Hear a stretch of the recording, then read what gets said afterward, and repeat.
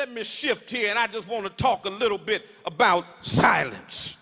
Silence, my sisters and brothers, has many dimensions.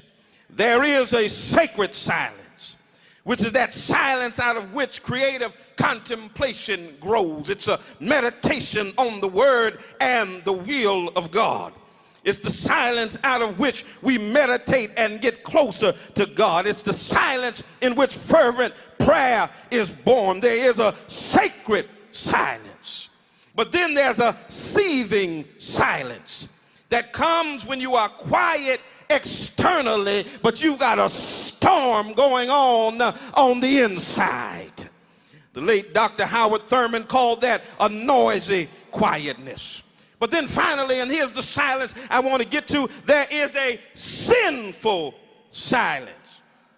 And Adam's silence falls into this category because a sinful silence is a silence that comes over you when you ought to say something, but you don't say nothing at all. It is that silence that creeps in when you ought to speak up for God, but you sit there acting like you don't know what God said. My sisters and brothers, I fear that Adam was not only silent on that fateful day in the garden when a serpent showed up, but Adam has remained silent through the centuries. When Africans were captured and taken from their homeland, packed in the hulls of ships, sold on auction blocks, beat and killed and misused and kept in shadow slavery, Adam was silent. When Jews were persecuted, deported, and murdered by Nazis, Adam was silent. When Native Americans were slaughtered in the acts of genocide so their land could be taken from them, Adam was silent. When our ancestors were lynched and called boy and girl, even though they were full grown, when they were denied employment and equal access to resources, Adam was silent.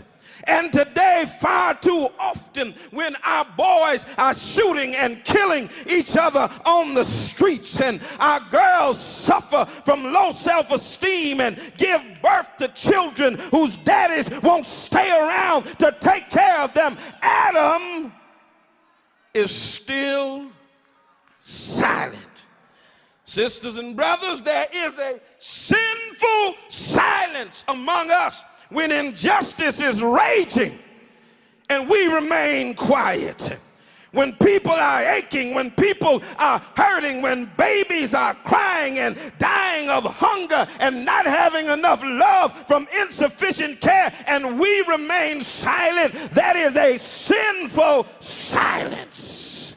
When the church looks and sees what's going on in its communities, and not just in its communities, but what's going on right there in the household of faith, and we sit there and act like we don't know what's going on, that is a sinful silence. And let me suggest that there's a time when silence is sinful. And here in the text, we see a snake talking to Adam's wife. Adam remains silent. Adam should have said something. My sisters and brothers, the nation is waiting for somebody to say something. Go on, touch your neighbor and tell them you ought to say something. You see them boys on the corner, you ought to say something. You see what's happening with those sisters. I'm not talking about Pookie and Ray Ray and them. I'm talking about the saints' children. Y'all ain't gonna help me in here today. You ought to say something. The classroom is waiting for somebody to say something. Youth violence is waiting for somebody to say something. Every community, every city, every town, every home, every boy, every girl, every family is waiting for the church to break the silence. And if we don't break the silence, let me tell you what's going to happen. If we don't break the silence, we end up embracing the appeals of the serpent. What are the appeals of the serpent?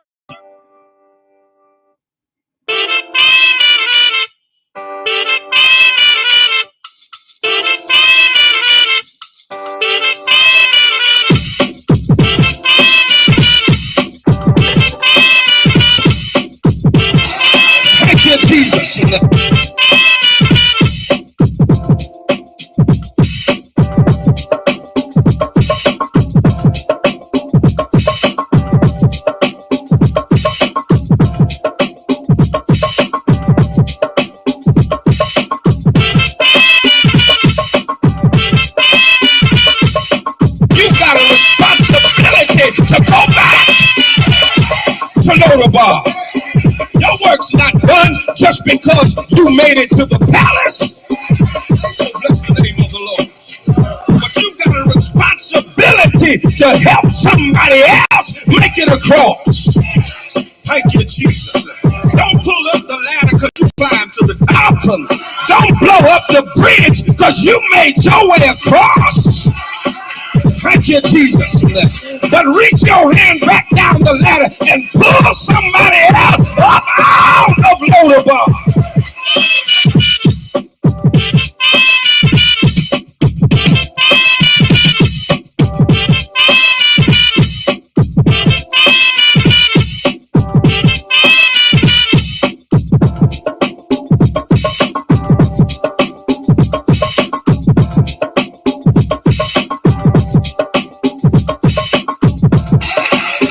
Jesus.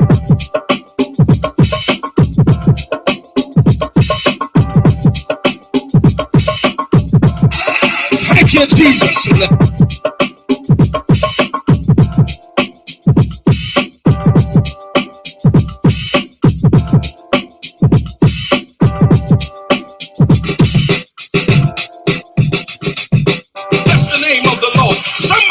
Tell themselves it's all right if you got it now, just hold it for me. I'll be there to get it after a while. Oh, bless the name of the Lord. Thank you, Jesus. You got to make up in your mind that what God has for me, it is for me. I might not have it right now. I may not get it next week. You might try to stop me from getting it. But if God said it's mine, I want you to know after a while, I'm going to get what belongs to me.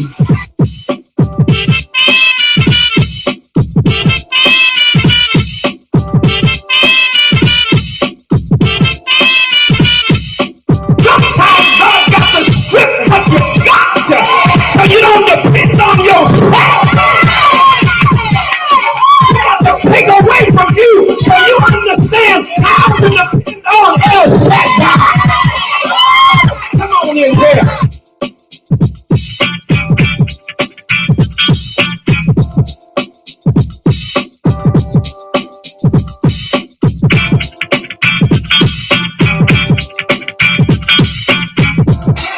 Thank you, Jesus. Our young people are dying. Cracked out. Suicide. Homicide. They'll kill you at the drop of a dime. Our jails are full. Yet the crime still runs rampant.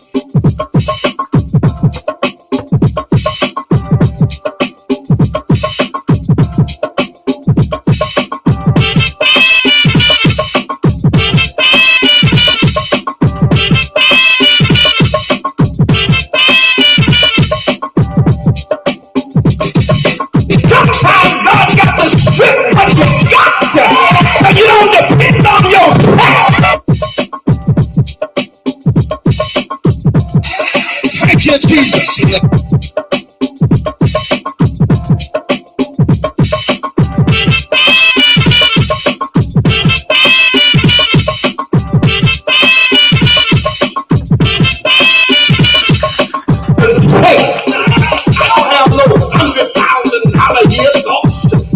$200,000 boss, baby. You better think that the Bible says, as a man thinks. The reason we hate is because what we think we are.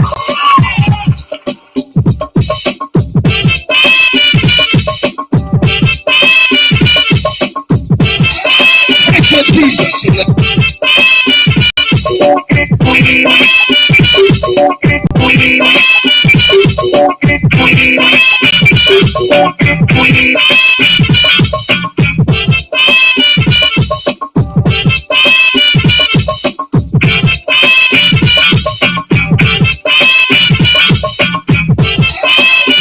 All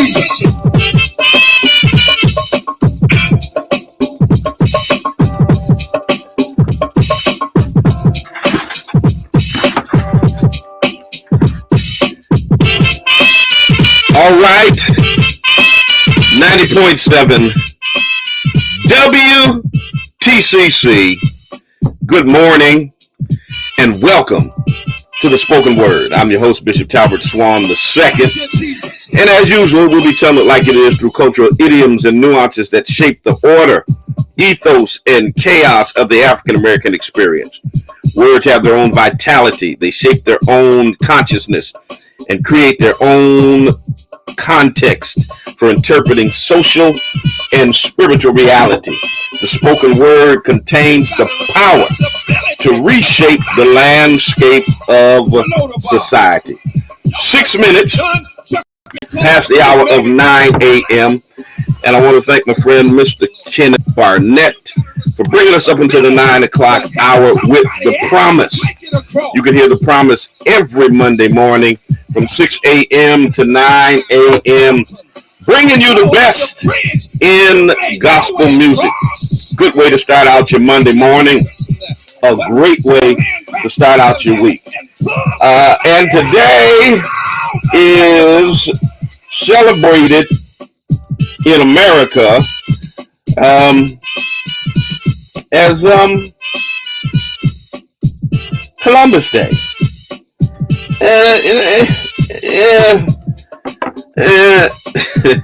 Yeah, I've been for years and years and years, talking about the hypocrisy of celebrating a day that is dedicated to a mass murderer who stole land and committed acts of genocide on indigenous people across the Caribbean and throughout North America. Yeah, it's no. And so for years, we talked about this hypocrisy and let folk know that no, we're not celebrating Columbus. They did something here in Massachusetts where they started calling it Indigenous Peoples Day. So,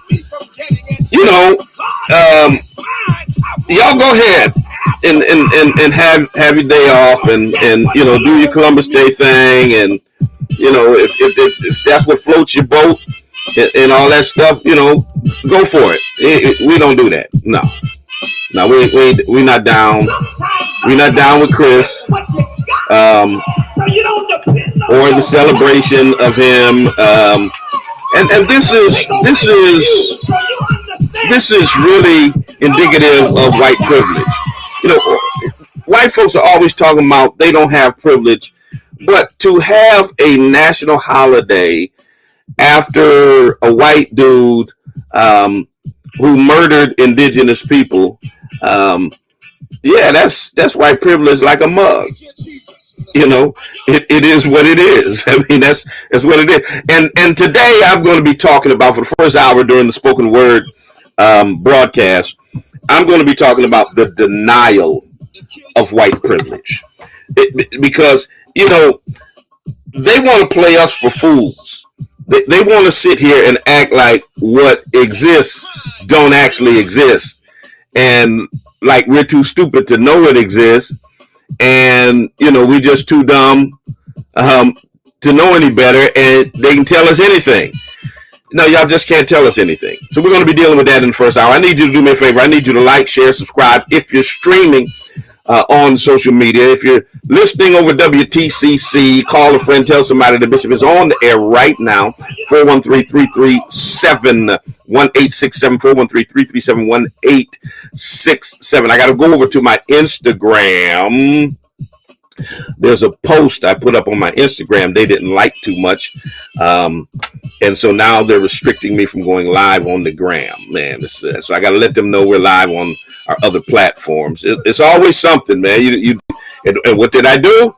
I checked the white supremacists. I mean, so white supremacists can come on your page They can call you all kind of N-words, tell you how lazy and shiftless black people are. And then when you check them, you get flagged for hate speech.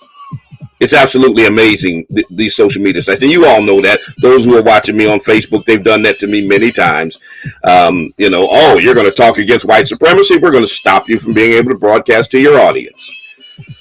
That's white privilege right there.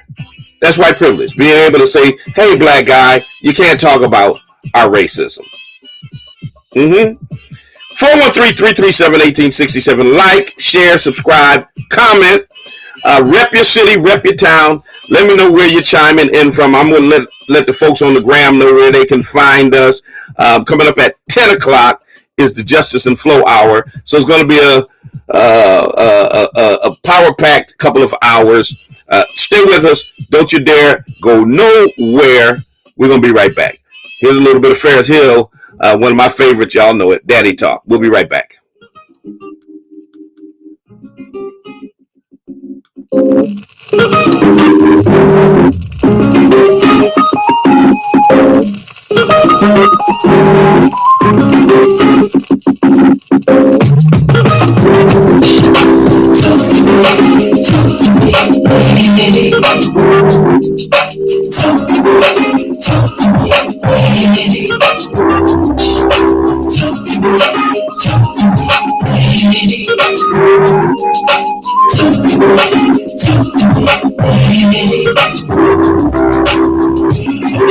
Attitude says everything about you. Attitude is a little thing that makes a big difference. Every day you get up, you've been given a gift. That's why we call it the present. And it's up to you how you unwrap it. So yesterday is history, tomorrow's a mystery, today is a gift. So don't let the pain of your past bleed into your present and poison your future. Stop replaying the movie, right? This happened to me. When it's done with you, be definitely forget. If it seems like you keep running into pigeons, it's an indication that you're flying too low. So set your sights a little higher. Remember, eagles fly by themselves. If you can see the invisible, you can do the impossible. Allow your challenges to be a stepping stone to propel you into new possibilities. So be discontent with your past accomplishment. You're only as great as your last success. So maintain your hunger and your passion.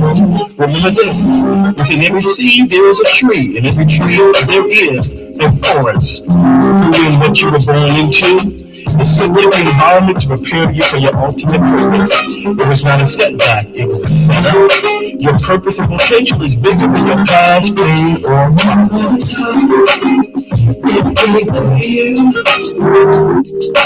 Listen to you, how to do it, you know you. Another time, make it to you. Baby, you keep pushing, come back to you.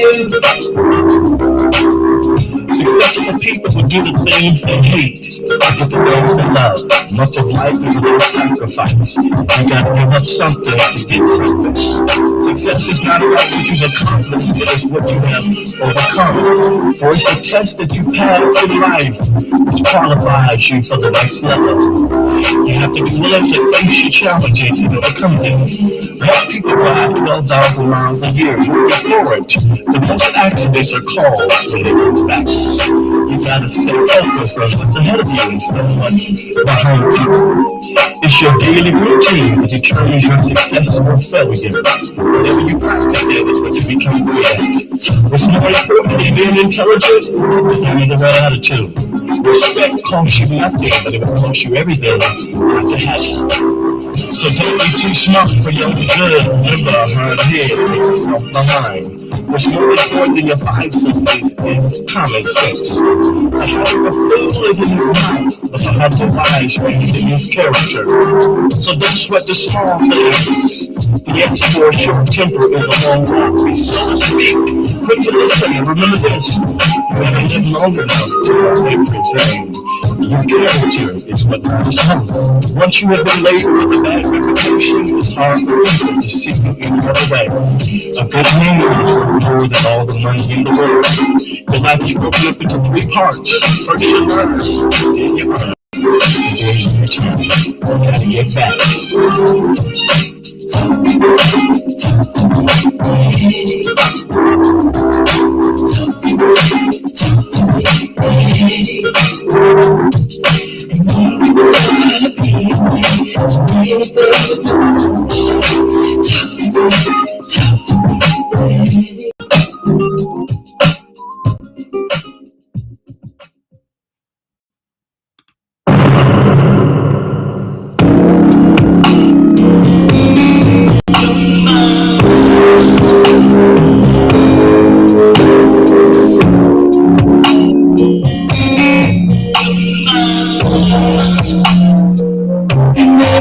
Your mind is slow.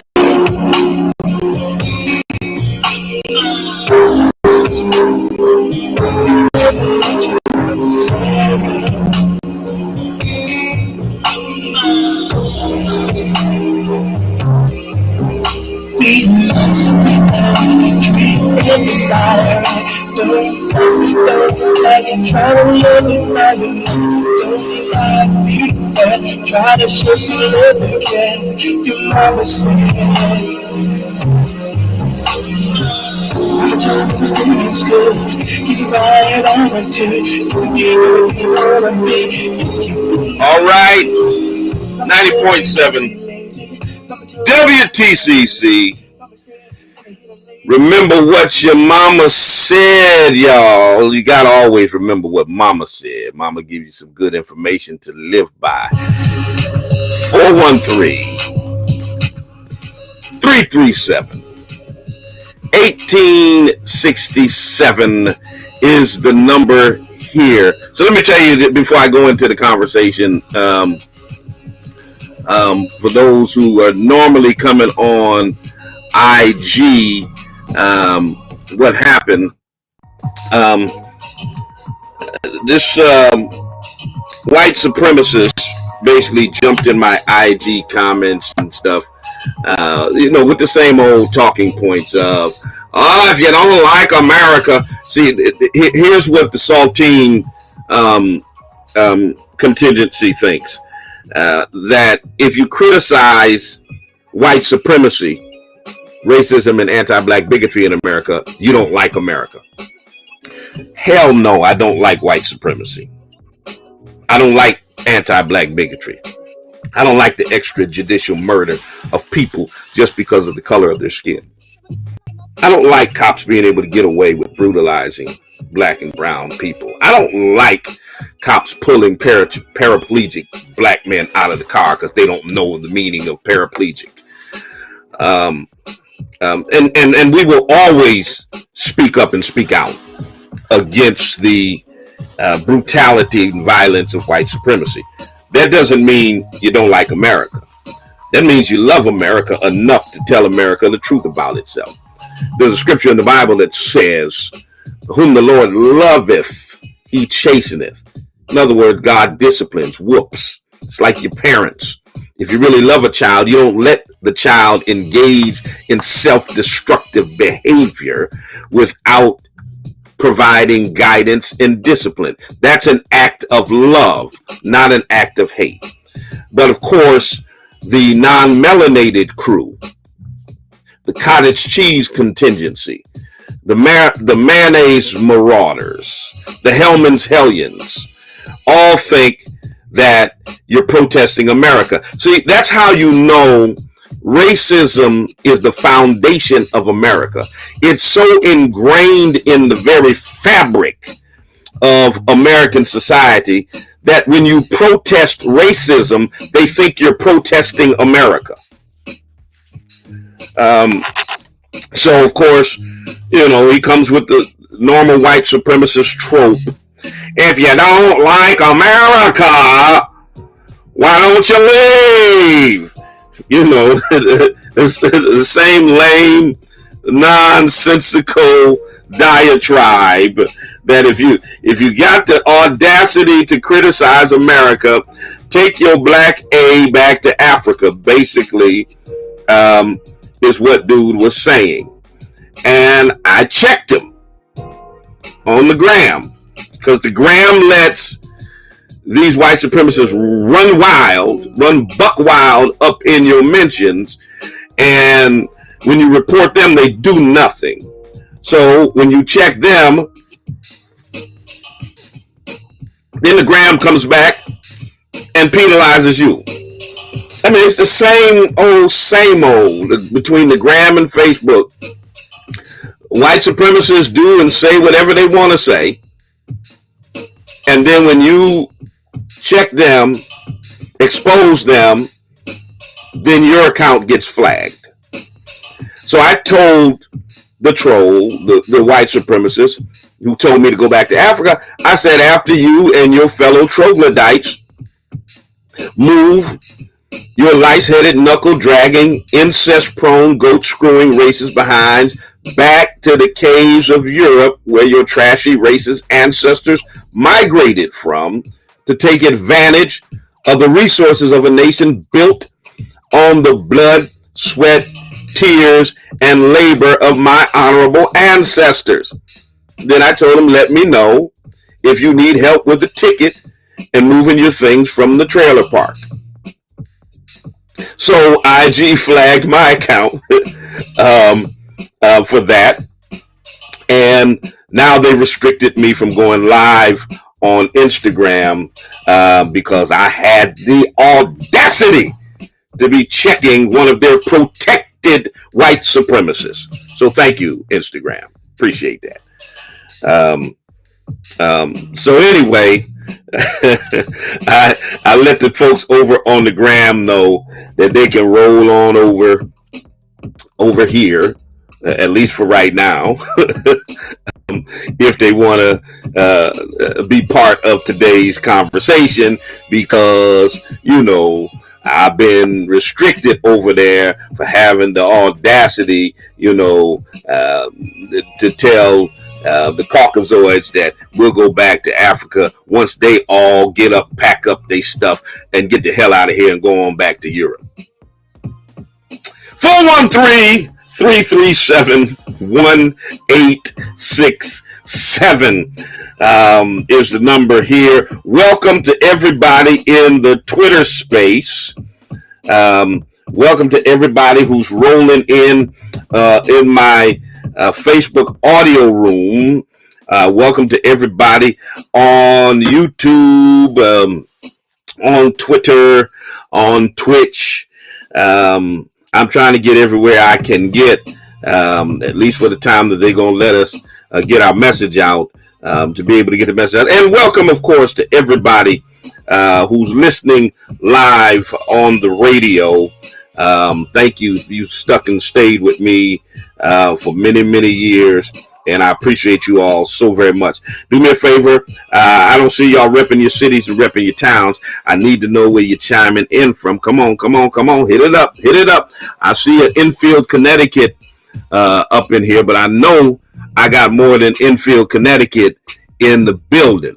So I'm going to need y'all to rep your city, rep your town. Let me know where you're chiming in from, where you're listening from, what part of the nation, what part of the world. Springfield, Mass. I know y'all in here. Y'all always in here, always sticking and staying with me. But the rest of y'all, let me know where you're coming in from. I know I normally have a Chi-Town audience. I normally have an ATL audience. I normally have a Dallas audience, down in the South, Mississippi, other places. So rep your city, rep your town. Let me know exactly what part of the world you're coming in from. All right. And then I need you to like. I need you to share. I need you to subscribe. I need you to tell somebody the bishop is on the air right now. And we're going to debunk this whole thing. We're going to debunk this whole thing about I don't have white privilege because I struggle too. I don't have white privilege because I didn't grow up rich. I don't have white. That's not even what it means. It ain't even what it means. But I know for the most part they know that, and they're just gaslighting because that's what they do. it is what it is. I'm going to try to deal with the Karens, the white supremacists, the deniers, the trolls, and the so-called allies, all that stuff. Let me make sure I got my telephone line ready to receive y'all when you call in. All right, I think we're good right there. And you got to make sure we're all set up. Those of you who want to chime in on the conversation, let's go there first. Let's go to TIA in the Twitter space. Let's see if we can get Twitter space popping right quick, and then go into conversation. So, Katia, you're on.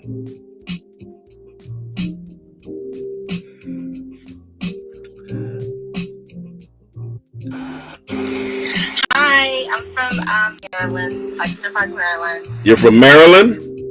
Yeah. Okay. I think you're so great. I read your tweets all the time. Oh man, I appreciate that.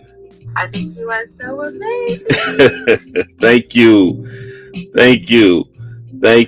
So what's on your mind today? Nothing much. Just checking in to see your word. All right. Well, I appreciate you so very much. Share it with a friend. Let somebody know we're on. I sure will. All right. You take care. You too, Bishop. All right. 413-337-1867 is the telephone number here.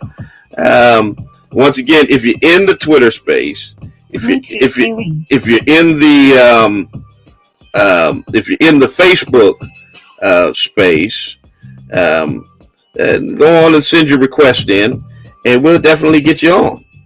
All right.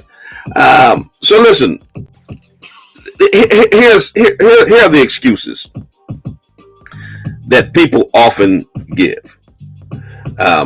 They always give it. When it comes to white privilege, they don't like the term white privilege, so they're consistently in denial of it. And here's their rationale.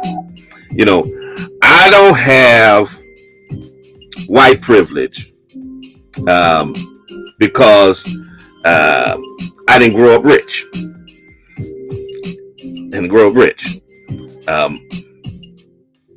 I don't have white privilege because, I grew up poor.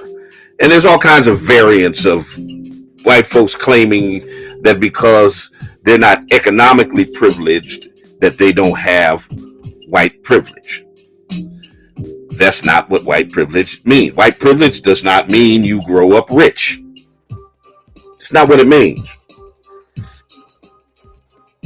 It does mean that you won't be poor because you're white. You won't be poor because of economic racism that that disenfranchises you because you're white.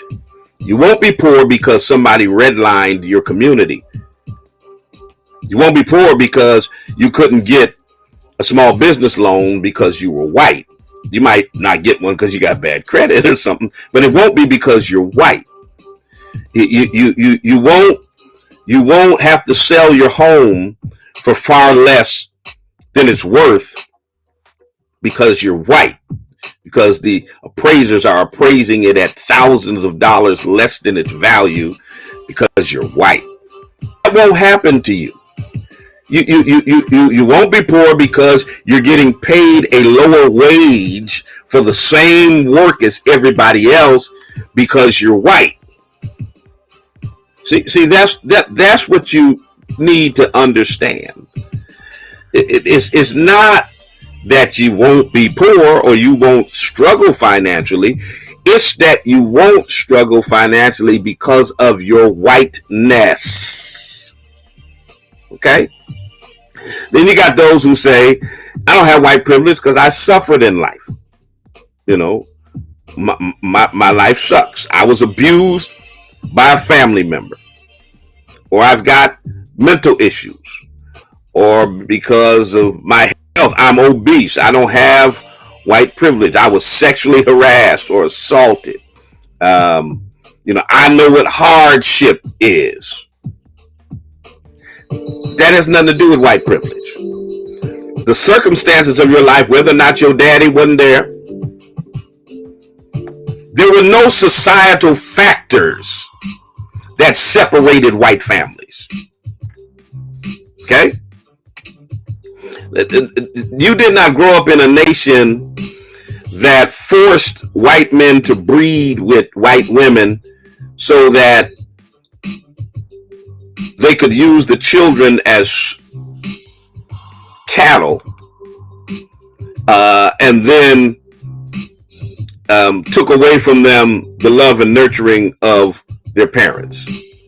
You didn't grow up in a society that sold your kids to another plantation somewhere. You didn't grow up in a society that penalized women who struggled and had to get assistance if they had the fathers of their children in the homes, forcing families apart from each other. That didn't happen. Your daddy not being there had nothing to do with your whiteness. Your daddy was never separated from you because of mass incarceration of white people based on racist laws that said those who used crack cocaine, which was the drug of choice in the black inner city, would get a sentence 10 times higher than those who used powdered cocaine in the white suburbs. So when your white daddy got busted with powder cocaine, he got probation. But when that child's black daddy got busted with a tenth of the amount of crack as the powdered cocaine, he got 10 years in prison. See, your separation from your daddy wasn't based on racism. It has nothing to do with whether or not you have white privilege, right? Your sickness, your disease has nothing to do with disparities in healthcare that disenfranchise white folks, right? So it's not that you won't be obese. It's not that you won't ever get heart disease. It's not that you won't die of cancer. It won't be because of disparate health treatment and factors that are based solely on your race. All right?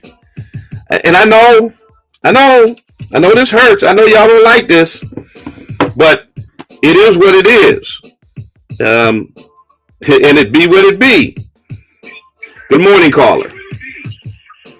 Good morning, Bishop. How you doing? I'm good. You? Good, sir.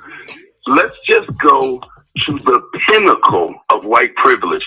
This is the pinnacle of white privilege. January 6th, the U.S. Capitol. Let's just go there, okay? Let's just go there. Yeah. If it was a bunch of black people, the blacks that weren't dead on the ground in body bags would have been put in buses ready for lockup. Yeah. They got to go home. They got to go home. They got to take selfies. They got walked down the stairs. It wouldn't have been like that if it was us. So if anybody says it doesn't exist, let's just go to January 6th. That's all we got to do.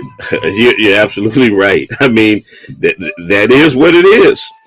And think about it while you're on that note. They just charged the woman who stole Nancy Pelosi's computer, all that. Now here we are in October. 10 months after the fact. Do you think they knew she was the one who stole the computer and tried to sell it to the Russians in less than a week after the incident? Do you think it would have took 10 months to charge a black woman if that happened? No. And I have a question for you, sir. Mm-hmm. I don't know has anyone been arrested for the murder of that guy? No. Nobody. Yeah. Nobody. Nobody's been charged in the death of Officer Brian Sicknick, and they're trying to say, oh, it was a heart attack or something like that. So they cannot deny that the circumstances of that day, him being attacked, beaten, even if the end result was a heart. Listen, if you throw me off a building, the experts say I will die of a heart attack before I hit the ground. Okay. Now, does that mean you didn't murder me? Exactly. If that cop was killed from a mob of black people, it would have been an all-out manhunt. Mm-hmm. Oh yeah. Manhunt. Oh yeah. All right, brother. I appreciate your call. Thank you for your time. I appreciate you. Yes, sir. 413-337-1867. If you want to chime in on the conversation, I think I saw a request up in the Twitter space. Let me get Roxos on. See if we can make this happen. All right, Roxos, you're queued up.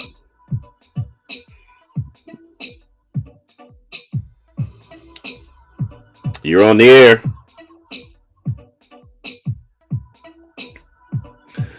All right. Come on, Roxos. Well, we're going to give him a minute. See if we can get his system popping. Get it up. In the meantime, 413-337-1867. Let me continue. Here's the one that really gets me all the time. I'm not privileged because I work for everything I got. I'm not privileged because I work for everything I got. Now, of course, that's making the false assumption that black people don't work for what they have. Like somehow somebody just gave us a bunch of stuff. Here's the thing that really kills me. Is you take a people and use them to work your land and make this the richest nation in the world for 230 some odd years. And when they're emancipated, they're lazy. We weren't lazy for all them years we made America rich. Come on now. And you can't have it both ways. You can't bring us over here to use us to work and then tell us that we're lazy now that we're not going to work for you for free. Roxos, if you're available, come on in to the Twitter space. I don't know if it's you or if it's me. I suspect it's you.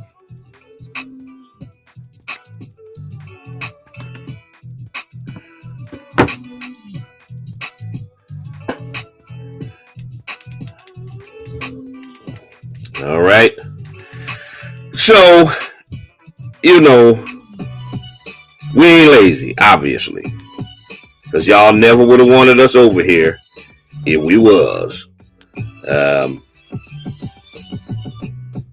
That's just not the case.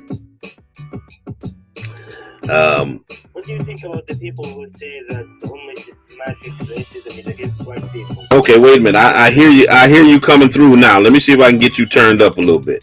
Say that one more time.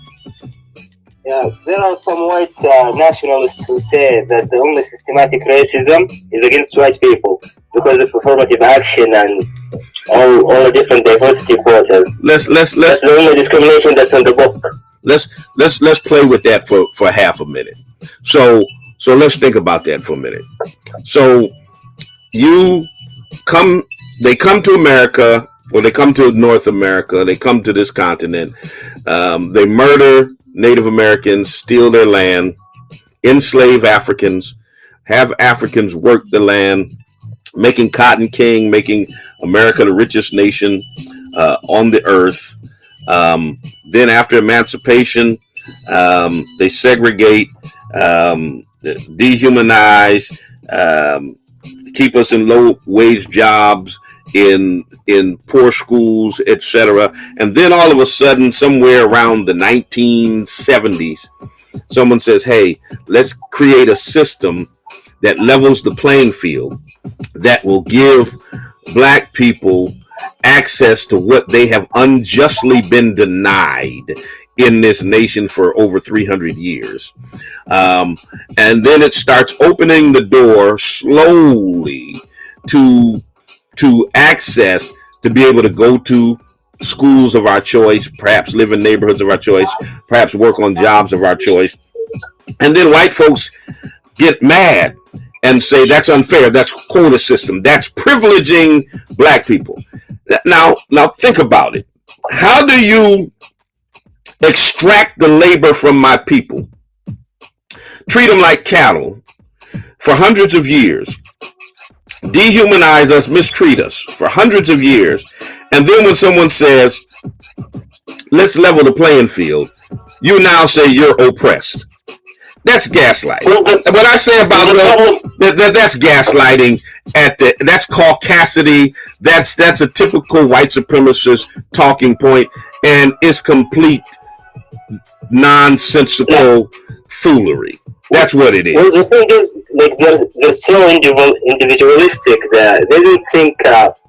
They will say to you that you have never been oppressed. It's your ancestors. Stop talking about the past and talk about now. Yeah, the only systematic racism is against white people. Yeah, okay. That's what they say all the time. Yeah, and they're stupid. They're stupid, and to act like the effects of oppression stop with the person oppressed is gaslighting as well. Now, first of all, oppression hasn't stopped. Oppression of Black people are oppressed in this nation every single day. But say, oh, your ancestors were oppressed, you weren't. So this is a classic example I always use, and this is a true example.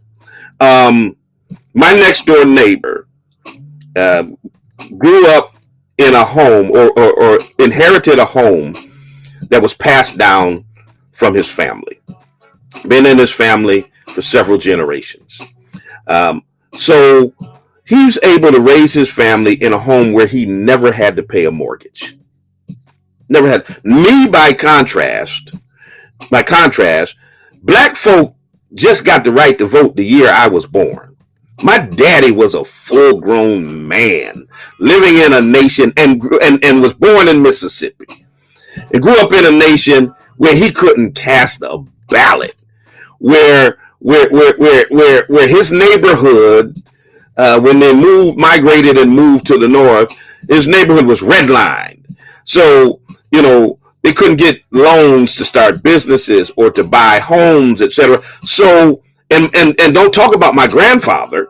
So my grandfather couldn't pass a house down to my dad, and my dad couldn't pass a house down to me. By contrast, this gentleman who's wonderful neighbors with me, his grandfather was able to pass a house to his dad, who was able to pass a house to him.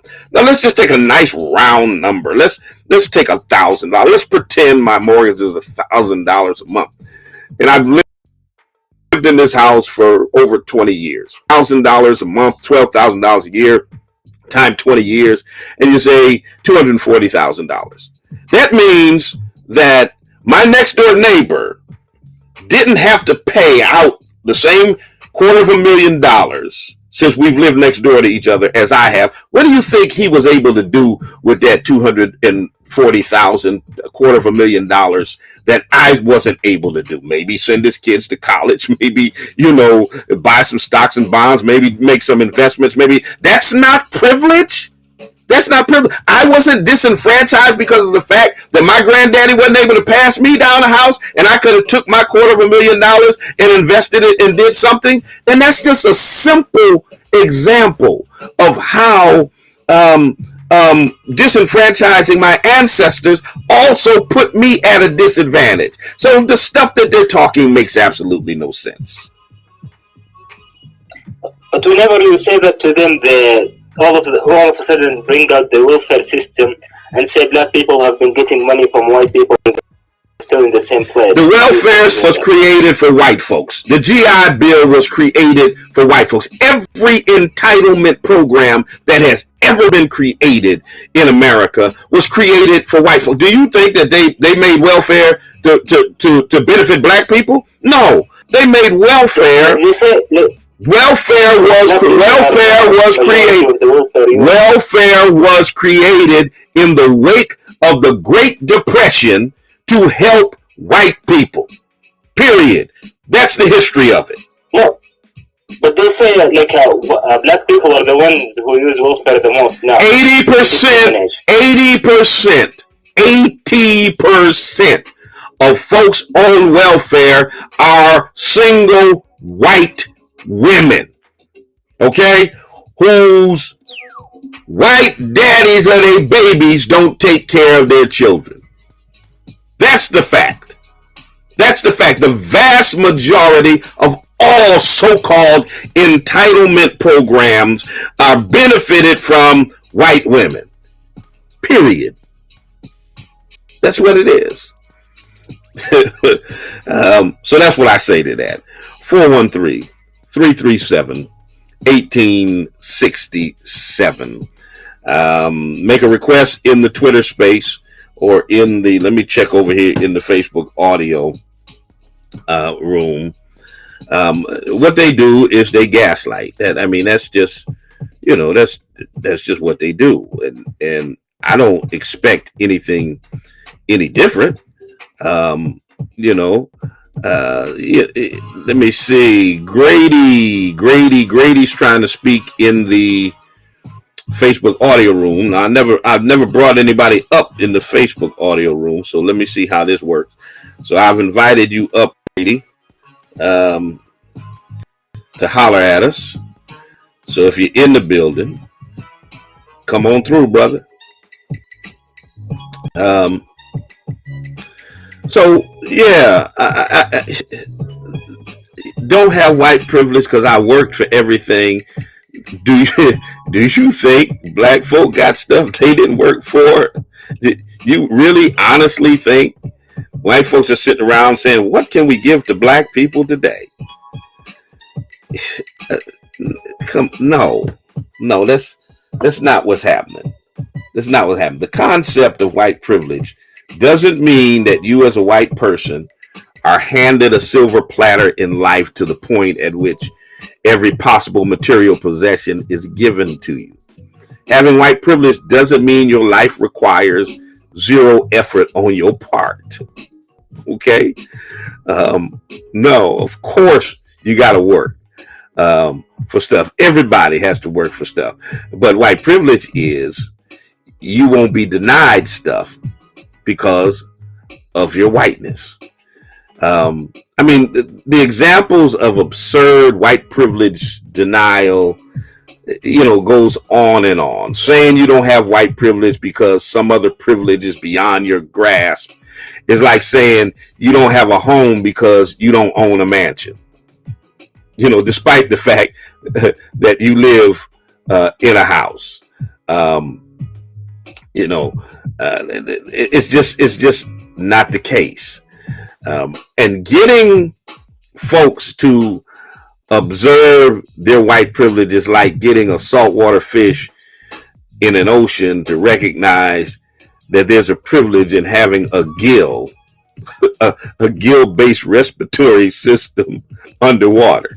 Because it's just so natural. It's just what it is. There's a privilege in simply breathing water while all others who are different drown. But that fish will never realize its privilege. That's how white privilege deniers are. The thing that comes to them naturally with ease when systems are made for them, when institutions are made for them, they just don't get. And it seems that they have an inability to to engage in introspection.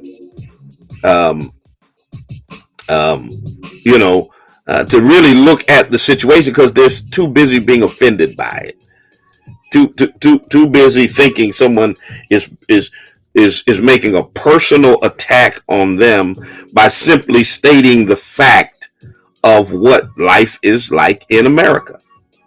You know, I mean, it is what it is. Let me bring up Blackheart in the Twitter space.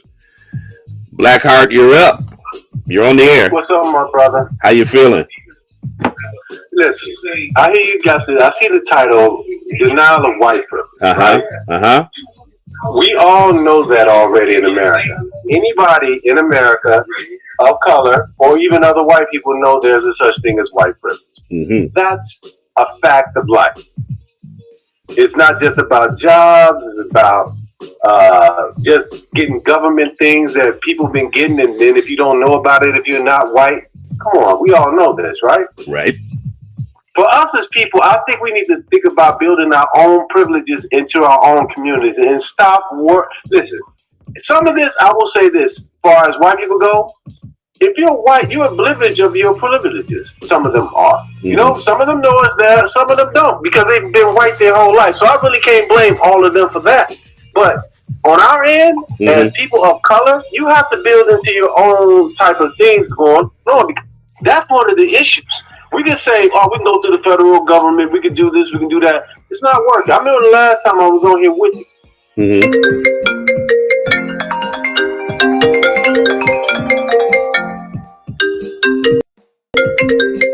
I'm more community focused. White privilege is all.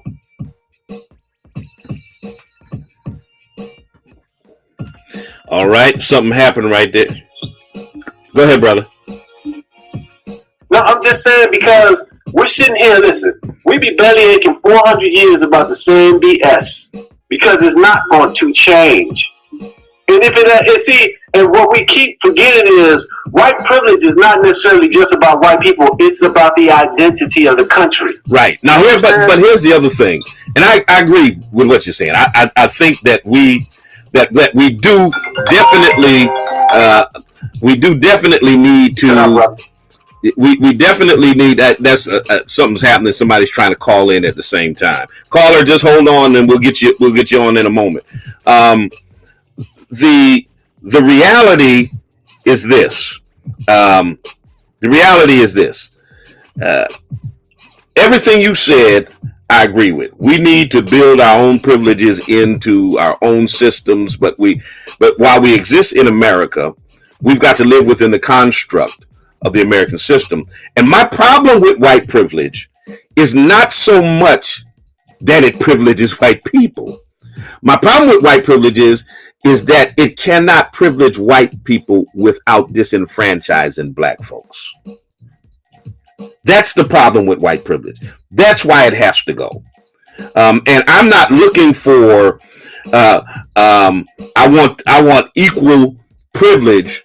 I just want it to be abolished. I want a system that doesn't privilege one on the basis of their skin color and disadvantage another. And I agree with you 1,000%, brother. But you already know that's not going to happen. Yeah. Now, the reason why I say that is this, right? Mm-hmm. I was watching an old documentary years ago, and this is about what's that place? Black Wall Street, right? Yeah. You've seen what these people had. I mean, this was a black mecca of business, opportunity, everything. They destroyed it, right? Mm-hmm. Now, one thing we don't talk about in this country, and we got to keep it facts. One reason why the black community, I'm just talking about just the black community, is screwed up. A lot of good people who would be the investor class in our community got killed even back then. Right. A lot of black people are not trying to put themselves out there like that. I used to think, why are we doing this? Why are we doing this? And every time I look back at it, I see why they're not doing it. Mm. They got PTSD for trying to do something like that. You know, there's no excuse for not trying. But I'm telling you, we have to build our own privileges because you're not going to get the abolishment of that type of system. Too many people benefit from it, and those who don't benefit from it feel like they will benefit from it, even if they do not. I'm originally from Mississippi. Yeah. I've seen plenty of white folks in hellified poverty, worse than it is up here in Chicago where I'm from. Mm-hmm. And the funny thing is, they still won't trade places with me because they're like, I'll ride this terrible. Oh yeah, because they that's why they understand white privilege, because their thing is, listen, in my terrible economic situation, I'd still rather be white than be you. Exactly. And that's the truth of the matter. Yeah. And as a community, as people, and I respect you, brother, because you're a man of God. We got to get to the point where we got to look towards an internal. Listen, the only way things are going to get better for us is on an internal level. External is not helping us. Yeah. It ain't the politicians. It's us. All right. Right. I appreciate you, brother. I got to transition off of this hour, but I appreciate your call. Thank you so much. Yeah, the brother makes great points. I can't deny what he's saying. All right, let me see if I can get that other caller. If you get in right now, while I got 4 minutes left in this segment. There we go. We're gonna get you on the air. Good morning, caller. So I wanted to just comment that I think the reason, or one of the reasons that people struggle with the term white privilege, or white people do, is the same reason the struggles with the word racism, or acknowledging that you can have implicit bias because of the way you just grew up thinking. Because white privilege means equals to some people. Something is wrong with me if I have it. And, and so I'm a bad person. So racism equals I'm a bad person. So nobody wants to be kind of, I'm bad. There's something wrong with what I'm doing or my very being. I have a friend, and so the ability to acknowledge it is difficult for a lot of people. I have a friend who's white who said to me, this was in the wake of George Floyd and a lot of the protests last summer, and he said to me, he said, Frida, I've been pulled over by the police. He said, I got pulled over, and he asked me a couple questions, and I said whatever it was I said, and he said, oh, okay, have a good night. And he said, I immediately knew if I was black, my experience would be different that night that I was pulled over. Mm-hmm. So the fact that he knows that, but this is also an enlightened person who knows he has white privilege. Right. So it's simple things like that to be able to say, I have white privilege without it being, there's something wrong with me, I'm a bad person, because I do. Just the ability to acknowledge what it is and not make it mean so many other things. Absolutely. All right. With that, we're going to transition off of the spoken word, and Justice and Flow is coming up next. For those of you listening on WTCC, if you're looking for a place to worship, check us out at the Spring of Hope Church of God in Christ, 35 Alden Street, Springfield, Massachusetts, 11 o'clock a.m. Sunday morning. We stream. We're in the sanctuary. Check us out 7:30 p.m. on Wednesday evening for Bible study. Go to our website, 413hope.org. Love to see you in the sanctuary. Don't y'all go nowhere. It only gets hotter from here. Anyway, for those on WTCC, come on over to the social media space and join us for Justice and Flow. Join us on YouTube, Facebook, not on the gram, but on Twitter, on Twitch, wherever we are. We'll be here for the next hour, continuing the dialogue, the conversation. Jump into the Twitter space, the Facebook audio, all that stuff. Until the next time I talk to you and you talk to me, always remember, God loves you, so do I.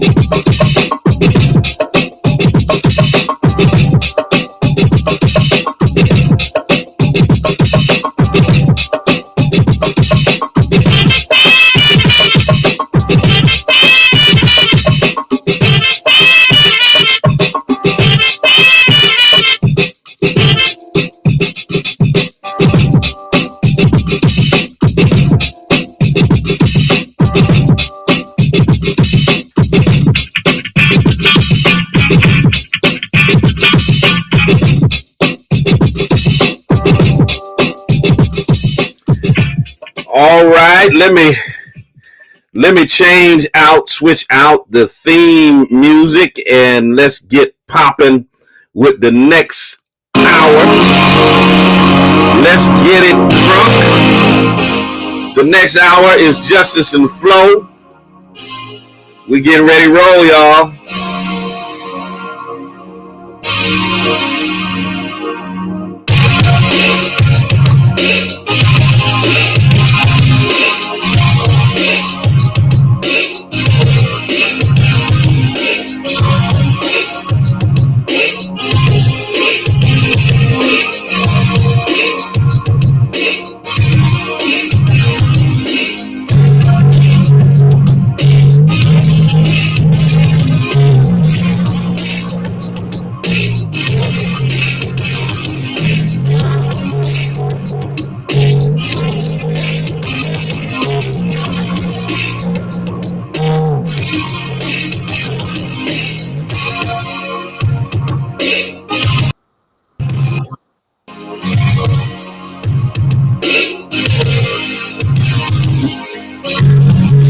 All right, what's happening?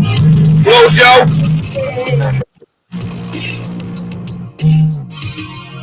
What's going on? A lot is going on. Good morning. Justice and Flow after show. Good morning. Anything to say on that hot topic during the first hour? You know, what kills me is this: it's never enough time. I mean, I when I look at my notes, it's a whole segment of my notes I couldn't even scratch the surface on or get to. So I'm gonna have to continue this topic. I think I got the next couple of weeks with this alone. Just couldn't get to it all. Just 1 hour just doesn't let you do what you want to do. Yeah. But in any case, any comment on that topic before we flow into the stuff for this? I'm afraid to make a comment, but I mean, so many things came up certainly while I was listening to the show this morning. But I guess probably one thing that hung out for me, or that I kind of tapped into, was when I heard you talk about white denial, or when I heard you talk about denial, period. And it just kind of sent me down a rabbit hole. And I think the reason why it sent me down a rabbit hole is because I'm always looking at stuff from a therapeutic perspective, if you will, or from a psychological perspective. And so with that being said, I realized that as a therapist, as a practicing therapist, that people go into denial for one or two reasons. They use it as a coping mechanism because, you know, they're too afraid to really face the pain of whatever the situation or circumstances are. Or they go into denial because they don't want to change, you know, and they don't want to face, you know, the truths or the possible truths of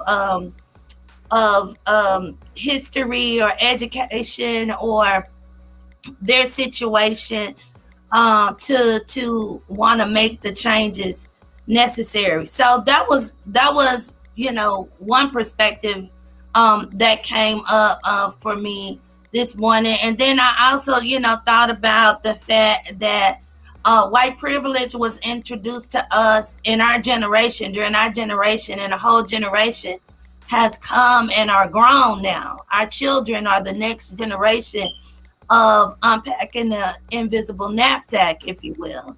And you know what I'm saying? So, you know, so that came up, and I thought about that, and I thought about how is this generation, like our children, and most of our children are grown now. Most of our children are adults now. And I'm wondering what their perspective is, you know, on white privilege, you know, as they engage and interact with their peers, white peers included, maybe a little bit differently than we did, because like I said, white privilege was introduced to us when we were our 20s, in our early 20s. Yeah. Well, the simplest definition I always give it's just down to the basic core is simply this: white privilege is not that you won't struggle, you won't be poor, you won't be mistreated, you won't be treated unfairly. It's that you won't struggle, be poor, be mistreated, and be treated unfairly because you're you're. white. That's the simplest definition I can. And it's like the last caller said that when her friend got pulled over by the cop, and it ended with "Okay, have a nice day," that he realized if I were black, that would have went totally differently. That's a realization that I have privilege that black folks don't. It's just that simple.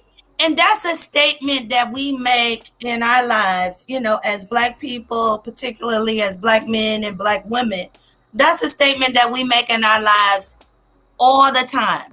Like, I can go to the grocery store, have a simple interaction, and I say to myself, I say in my mind, that would have been done differently had I been white.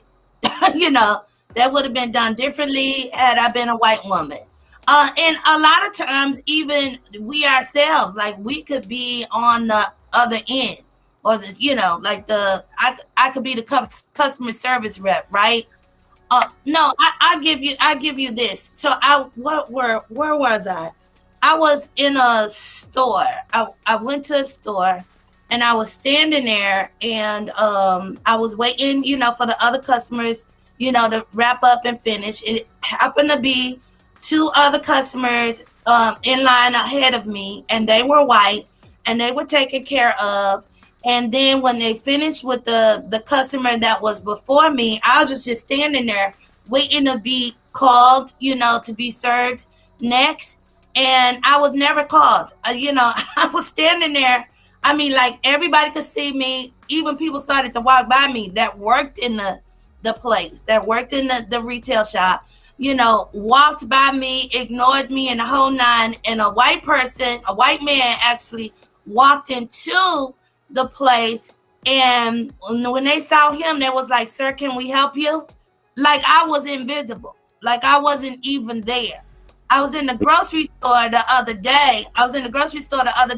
And this is not just white people, but white people tend to breach this, or break this, a social norm, if you will, all the time. It happens all the time. It's almost like I do this social experiment when I'm in the grocery store. So I'm in the grocery store. I'm in the aisle. I'm a couple of feet away from looking at the stuff that's on the shelf. And people will come down the aisle, and they'll get right in front of me or reach in front of me to get something out of the. Won't say excuse me. Don't apologize for reaching in front of me or anything. Just walk right in front of me, get in front of me, or whatever, like I'm not even there. And that is a real thing. If you never heard that before, I want you to, if you're a black person, I want you to start to use that social experiment and see don't it happen. And it's not just white folks that do it. A lot of Latino people or Latinxes, they will do it, to us. It's crazy. They'll let the door slam on us, or whatever. When we've been taught, you hold the door for ladies, you hold the door for girls, or you hold the door for the elderly, you hold the door for seniors, and this, that, and the other. They'll let the door slam on us, slam in our face, break our foreheads, the whole nine. It's been crazy. My whole life. The character in in one of Tyler Perry's early plays before Medea popped off. So he had the father, and remember one time the son walks in the house and he completely ignores that the father's there, and he says, "What is I invisible?" Uh-huh. That's how it fit. That's how I feel sometimes. I'm at the airport or somewhere, and I remember one time I'm standing at the at the front of the first class line, and the white guy walks up and walks right in front of me like I wasn't there. And I said, excuse me, sir, I'm 6'1", 220 pounds. There ain't no way you missed me. He said, I'm first class. I said, what the hell makes you think I ain't? And it was simply, I'm white, you're black, you can't be, so I'm just gonna walk in front of you like you don't exist. Right. We invisible. We invisible. And so what white folks need to understand, those are those kind of micro aggressions, or whatever. But that also goes to, tell you that white privilege is real, because white folks wouldn't be overlooked, dismissed, disrespected in those ways. I mean, that is so egregious of a disrespect to deny somebody's humanity and presence, in a building or in a place, and especially when you're spending your money, or especially when, right, right. Because all dollars is green, whether they come out of a black hand or a white hand. I see city council, a school committee woman, Naylor, in the back room. Yeah. So we have guests today. And in celebration of Indigenous Peoples Day. So so we have a really good show planned for everybody. So I'm hoping that we can have a really good discussion with some of our candidates that are running for school committee and city council. All right. Let me know how you want to do. You want to bring her up, or are you waiting for more? What's that? Just bring whoever's here. Just bring them in as they come. Who's over here. That's who we gonna talk to. Good morning. Good morning. How are you? I'm good. How are you? I'm fine. I don't know what to call you now. I mean, because you're this evangelist, amazing evangelist, but also, you're this amazing school committee woman. So I don't know what to call you. What's the appropriate? Can I call you Evangelist Naylor? Oh, yes. Well, I'm an evangelist first. You know how we roll. Right. All right. First. That's right. So good morning. Thank you for joining us. Thank you for having me. So I thought that it would be more than appropriate to invite the Dream Team onto the show today, because it's Indigenous Peoples Day, and I think that this could also be a teachable show, a teachable moment, because as we know, this was always celebrated, as Columbus Day. And me and my husband have a really good story, Evangelist, about Columbus Day and our children and raising our children in education. So I'm just going to try to remind my husband of the story, and he'll probably chime in when he's ready. But, I think it would be very interesting for you as we have this conversation today. But I believe Shannon was in the 2nd or 3rd grade. One of our oldest daughters. She's 33 now. So she grew up in the Springfield school system. Her age, that just ages us. She's 33 now. She's 33 now. And she was in the 2nd or 3rd grade. She was at Indian Orchard Elementary school at the time. Shannon was always one of the brightest kids at the school. I'm not going to tell you about, the racism that she, I will talk about that later. But right now, I'm going to talk about Columbus Day.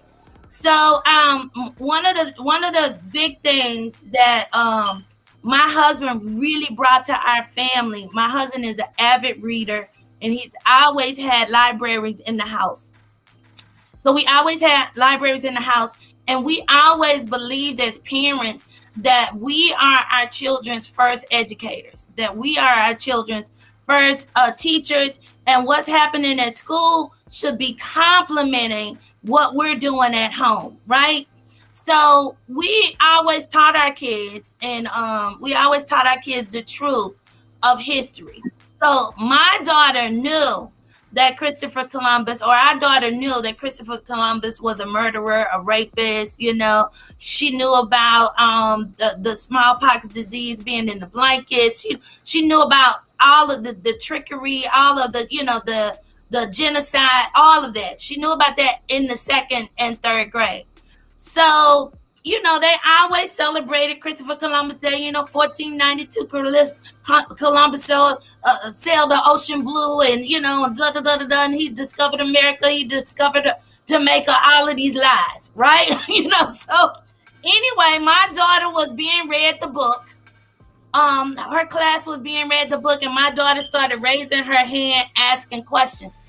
Then he put smallpox disease in the blankets, and so the reader, the teacher, had to answer and say yes. Then they rape women. Yeah. How can you discover a country that was already civilized and already occupied? And this, that, and the other. So she started asking these questions. Anyway, it caused a big stare at the school. Huge stare. To the point to where, we had to go up there and certainly, advocate for her. And we was like, well, okay, yeah. So she asked the questions and you had to tell her the truth. And so she said, with her little 2nd and 3rd grade voice, she said, I don't want to celebrate a man that killed people, And so she was like, I'm not participating in the Columbus Day parade. I'm not, I'm not doing that. And so anyway, it had gotten to the point, which we're very proud of, had gotten to the point to where the whole school shut down the celebration, at least for a few years, of Columbus Day. For that one student, that one child being educated enough and aware enough and empowered enough, to bring that awareness to the school. So I thought that would be an appropriate story, to kind of bring up to date in celebration of Indigenous Peoples Day. Wow, that was deep. Wasn't it? That was deep. I think you shared that story with me before, but not in that much detail. But it's really nice to hear about. First of all, I'm a firm believer, as you know, when I co-founded Parent Villages, the reason why we co-founded Parent Villages was because we knew that there was a gap of whether it be accountability or knowledge or whatever the case may be, that parents were not able to or did not know how to advocate for their kids before they even go into school. So 7% of our kids were actually ready for kindergarten, and this was in 2017. This was the impetus for us starting Parent Villages.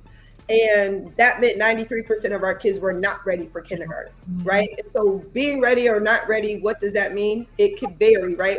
According to house to house. For me, my kids being ready meant they knew how to read, they knew how to write their name, they knew their colors, they knew all of that stuff. And we made sure that they did that. And like your husband, my husband likes to read. He's very much into that kind of stuff. And so he would have like little classrooms with them until they got old enough to have their own little classrooms and teach one another and help one another. And so our kids, when they went into kindergarten, they were more than ready, right? But a lot of their peers were not. And so as we did the research through Parent Villages, we found out what that readiness looked like. And we started to go around the city and talk to parents, people from very wealthy backgrounds, as well as people from very, not so wealthy backgrounds, right? People living in the projects and stuff like that, who all still, no matter what your means are, your means may be, your understanding of what that readiness may look like and why they're not going to pre-K or what have you may vary. And so it's been very interesting to be able to advocate with families and to advocate, even using my voice in the school committee, to bring those issues that parents have brought to my attention and say, hey, the reason why my kid's not going to pre-K is it's only 3 hours a day and I ain't got to work. So who has time to get a kid to school for 3 hours? So being able to advocate for universal pre-K so that parents can go to work for a full schedule, right? And things like that, or just what do they need to know in order to be ready? Well, what folks don't know is the readiness standard now is not the readiness standard that it was 20 years ago. Yeah. We're expecting kids to know how to do a lot more things going into kindergarten than they did 20 years ago. So you having your kids babysat with grandma may not be the best thing to do because it saves you money. And oh, by the way, there are programs out there that you can get your kids into at a very discounted rate or free if you know about those resources. And we find families don't know about those resources, right? So, and then even, again, using my school committee hat to say, hey, what are we doing for before and after school programming? How can we make sure that we have programming available to families that they don't have to pay for, right? And now one of the initiatives that I'm taking on in I would say in conjunction with folks like Assistant Superintendent Lydia Martinez, is that we want to think about the transportation issue and how a lot of families are unable to access after school programming simply because of the transportation deficit, right? And the cost for transportation is so great that sometimes you're spending more money for transportation than you're actually spending for an actual program to get your kids to. And so it really has to be, and you know, this is one of my mottos, like it still takes a village. It has to be about the village and how do we continue to educate one another, support one another, bring each other's issues to the forefront, you know, what those challenges are. And we're always going to have ignorant people in the midst, right? There's always going to be a percentage of people that are just plain ignorant and don't want to move forward with progress. But my belief and my understanding through my interactions is that most people want to do better and they want better, but they just don't know how to get there, right? Or they're disgruntled because they've tried so hard and they've had the door slammed in their face so much that they don't believe there is a better, right? They believe this is what it is and I just got to settle for it or move up out of here and find another place to go. And I'm tired of seeing our talented young people aiming to graduate just to get out this area when we really need their talent here. We really need them to be teachers here. We really need them to be leaders here. And so trying to change that narrative so that those folks that are empowered, that want to stay empowered, that those numbers keep shrinking. The percentage of them that are here is smaller and smaller every year, but yet for some reason, and I'm going to blame our people. Yeah. They continue to stay empowered because we won't vote and we won't get out there and do what we need to do. And that is a problem. Yeah, I'm glad that you brought that up. I wasn't quite sure if I wanted to go in that direction because I didn't know how comfortable you felt about it. But since you brought it up, I see now that you feel very comfortable about it. So I wanted to say that I've really been thinking long and hard. And I'm not just talking about the last few months building up to the election, but I'm talking about the last few years, watching you move or watching the way that you move on the school committee, but definitely, you know, watching Miss Barbara and having watched Denise Hurst over the 12 years, I believe, that she's been on the school committee. And I gotta be honest. I gotta be honest in the way that I see it. I feel like those women, or you all as Black women, that at your core is not about the business of education. It's really about taking the system of education and impacting the children, impacting the families, and certainly impacting the community for the greater good. And it doesn't seem to be the same on the other side, if you will. And so I'm really that right there has really engaged me to a point to where I'm like, okay, so business as usual, that got to be over. That got to be over because systems can destroy, systems can make or break children. Systems can make or break families. Systems can definitely make or break a community. And with that being in mind, I only want to see people in those school committee seats that care about the community, that certainly cares about, you know, the greater good of families here in the community, and certainly cares about the quality of education that's being delivered to these students here in Springfield. And beyond a shadow of a doubt, and you all happen to be Black. You all happen to be Black. Beyond a shadow of a doubt, you are the best candidate, you know, to fill that seat. One of those, definitely an at-large seat. Denise is one of those candidates, definitely to fill an at-large seat. And to be quite honest with you, Ayanna coming on board, you know, with you all, it's the right thing to do when you think about our children and when you think about our community. And that's just the fact. That's just a fact.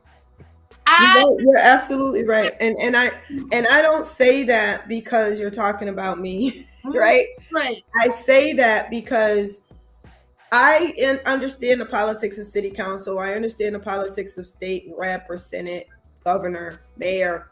Like those things are so political, and they should be, right? Because a lot of the issues that they have to focus on vary so much and affect all of us in so many different ways.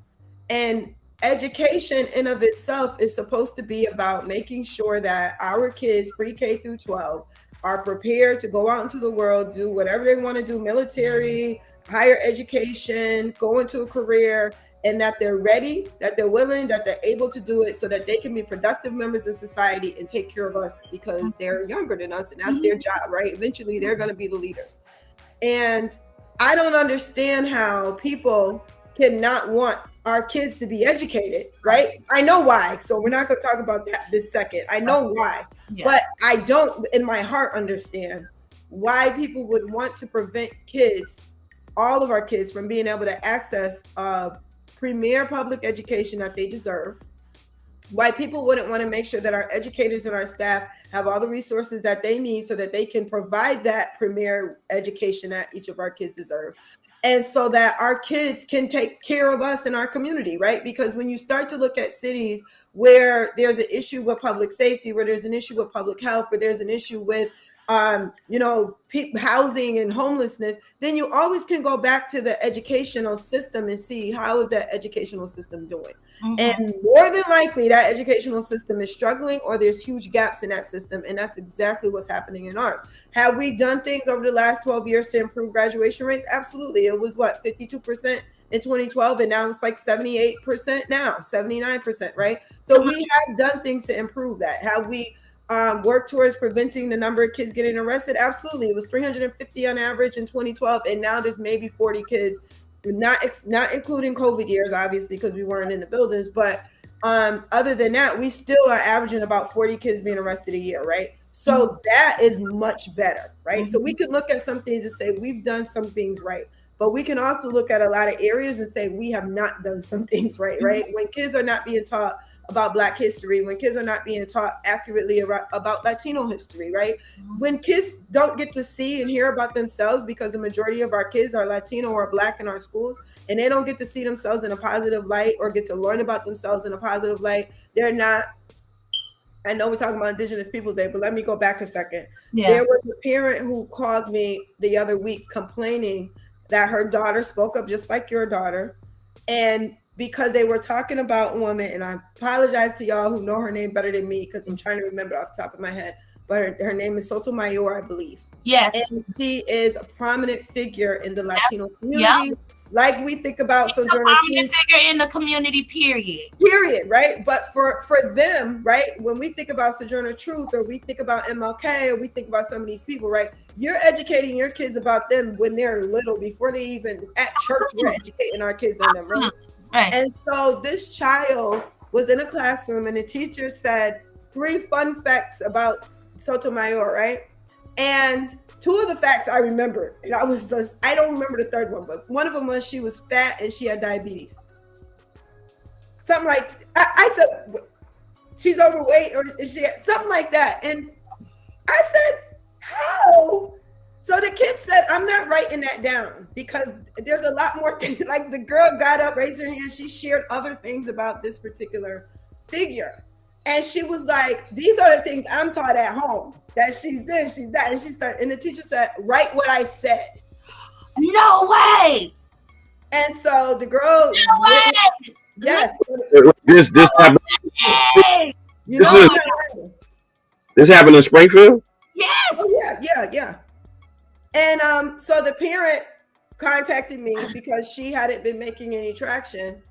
And immediately we got on it and things started to move very quickly and we got the situation fixed. But I said that to say to you, Lady Swan, that as much as we understand that we're having struggles, when the majority of kids in our district are also Latino. That's right. And are Black kids, and they're not getting overall. Okay, right. I'm saying overall. I'm not saying this happens in every single school building because there's some schools that the principals are doing this very well. But overall, as a system, we have not done a good enough job of making sure that our kids can relate to people who look like them, who sound like them, who eat like them, and being able to empower them to know that if this person did it, if that person did it, then you can do it. Even locally, we have some fabulous leaders in our community that we can bring to the forefront and say, look at what these folks have accomplished. and you can do this too. Where's the hope for our kids, right? And I'm gonna before Bishop says anything, I gotta say. Well, I got something else to say. I gotta say this. I literally sat in a setting, right, educating kids, and this was a few years ago now. But I literally sat in a room with about 120 kids, and I was doing a presentation, and I said, "Oh, I heard a rumor that y'all the best kids." And I said, "Miss, you're lying. You're lying, Miss." They all started yelling out different ones. And I said, "What do you mean?" They said, "We're the worst kids. They tell us how bad we are. Nobody believes in us. People think da-da-da." And they started going on. And I was like, wow. And so I said, okay, because only 4 kids had raised their hand out of like 100 kids, 120 kids. And I said, okay, put your hands down. Everybody put your hand up. And they all put their hand up. I said, "I believe in you. So now each of you have somebody that believes in you." And then they were like, okay, you know. And so by the time I got done with the presentation, the kid that was probably the bad kid in the midst, quote unquote, because he looked like he was running things, telling the, you know, kids listen to him. He's the leader. He was the alpha in the room. And he was like telling his friends, like, "Be quiet, listen to what she's saying." Right. And he thanked me after. He said, "I really that's a leader. That's not a bad kid. That's a leader." Right. And that's why I said bad quote, air quote, right? Right, Because exactly. this kid who probably was not doing the right thing in class was not doing the right thing because he didn't believe anybody believed in him. That's right. So he figured he's going to be prophetic in what it is that they're believing about him, and he's going to act that out. But when he had somebody standing before him that said, "I believe in you and I believe you're capable," now all of a sudden he said, tell his friends, "Shut up." Y'all gotta listen to what she has to say. Right. Listen to what she has to say. And by the time I got done, those 115, 120 kids that were quote unquote bad were clapping for me and thanking me for coming and thanking me for pouring into them because nobody else had. And so I said that to say that it's happening all the time that our kids believe that people don't believe in them and don't wish the best for them. And if kids believe that, they are going to live that. And they're going to be prophetic of that because that's what they believe the expectations are. So I'm going to ask 2 quick questions. I'm going to give this, just backing up what you just said. There was an actual experiment done where they took a class of straight A students and then they took a class of C average students. And they put in the class of straight A students teachers that did not expect anything from them, interacted with them in a manner in which they expected for them to fail. And then they put in the class of the C students, teachers who pushed and expected better, etc. By the end of the semester, the A class were C students and the C students were A students. That's reality. That kids respond to expectations. Now on that other case you were talking about, 2 quick questions. When you say we took care of it, what does that mean? Does that teacher have a job? Let me tell you. Well, first of all, I can't tell you if the teacher has a job or not. The second question is, don't get in trouble now. Don't get in trouble. I can't tell you. That's confidential information. The second question is, where was the Latino community on that issue? I'm interested to know. I don't know. What I don't know is how far the parents went in telling other folks, right? I don't know. They knew to reach out to me because they felt like if they reached out to me, it would have their child would have been taken care of and the situation would have been handled. And it was right. And it was right. And that's what their ultimate goal was, not to cause a ruckus. Situation being handled means someone is getting an unemployment check. I hope that. I hope. Look, I'll be honest with you. If in fact, this happened, which I believe it did, right? I don't believe the parents would have made this up, and I don't believe the child made this up. I know that they're going through an investigation with this particular individual because that's what they have to do. They have to go through an investigation process. But I think what it speaks to is when somebody feels comfortable enough, right, to do that in a classroom setting. Yeah. It's a systemic issue. It's a systemic issue. It's not an individual issue, babe. So it's absolutely right. So it needs to be addressed systemically. Right. And let me tell you, one of the things that I've advocated for over the last year and a half has been to get an equity committee at the school committee level, right? They gave us an equity committee that like the teachers level, the district level, which is good. Dyer's doing a really good work. But if they don't have that support and invested interest at the school committee level, some of the things that they're trying to do hits a wall, and then they can't, or ceiling, and they can't go any further with it, right? They can't get the funding that they need or what have you, because it's not necessarily invested in by the school committee in that way that it should. And so I've been told several times by our vice chair that we have a special demographics committee, and that should be the equity committee, which I disagree, right? Disagree totally, because equity, anybody who knows anything about equity knows that equity and hiring and retention of teachers of color is not the same thing.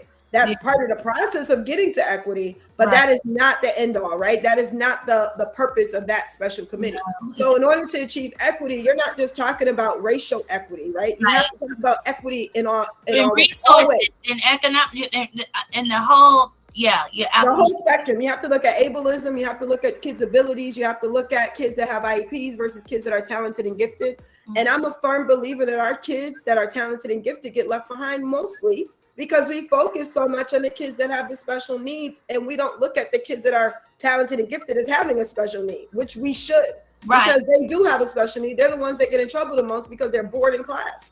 And so if we make sure that they get what they need, they're not disrupting the class, and then the teacher's able to do her job or his job much more easier, right? So I feel like when we look at equity, we're looking at our curriculum, we're looking at the way our policies are set up, we're looking at how our hiring practices are, our dismissal practices. We're looking at the way our buildings are set up, the colors that are in our buildings. We're looking at the staff that are in the building and how are they assessed. You know what I mean? So there's a wide array of things that you have to look at when you start to look at things through an equity lens. Mm-hmm. And right now, we're not doing that. It's a couple of things that I want to bring up too. So I don't know if I have a question, but when you speak of equity, I seen this, I think Daryl Moss, I think it was Daryl Moss, that in his paper, it was an article about equality versus equity. Equality versus equity. And I must admit, that I used to use both of those terms until I read that article, right? Interchangeably. So, I thought they were pretty much the same thing. But I'm a visual learner, right? So it was a photo. It was a photo of equality, and it was a photo with the same variables, right? Of equity. And I got it. Like, I got the differences between. You're talking about the one with the kids and the stools? Yes, right. It was a barrier. It was a fence that they needed to see over, or whatever. So one was really short, one was like medium height, and one was really tall, right? Did you see the one that showed it without the barrier as well? I did not see the one without the barrier, but I'll look it up. I will. Yeah, there's a third level to that, right? Okay. The equality, then it goes to equity, and then the last, I forget how they frame it, but they're basically saying that now we're all in the same playing field when there's no barrier at all, right? No barrier at all. Love it. I'm gonna look it up. I promise you, I'm gonna find it. I'll see if I can find it too. Okay. I have it on the presentation. But I loved the visual, because the visual was equality is given each one, regardless of their height, right? The same thing, the same block to stand up on. So of course, when you gave that block to the short kid, whatever, he still couldn't see over the barrier. And when you gave that same block, equal size or whatever in height, to the middle-sized kid, he was right at the edge, but he couldn't, he couldn't quite, he wasn't comfortable seeing over the barrier. And then when you gave that block to the tall kid, he could see over the barrier pretty good, or whatever. And of course, that tall kid represented white students, or, because of racism and all of these other determinants, social determinants of disparity, or whatever the case may be, that represented the population that may have included white privilege, or whatever the case may be, where these systems have been created to help them, succeed or excel or whatever.